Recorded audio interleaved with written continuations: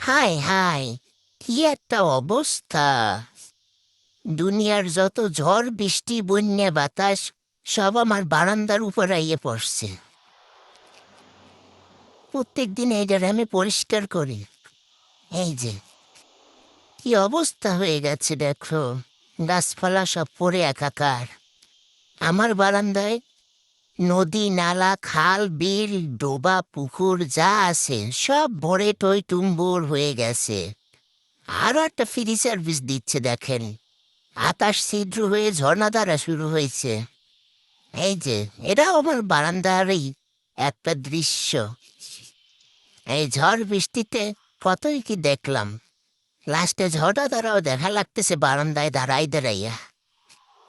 কারো আর ঝর্ণা দেখার জন্য পাহাড়ে যাওয়ার কোনো দরকার নাই, সবুজ প্রাকৃতি দেখার জন্য কোথাও যাওয়ার দরকার নেই।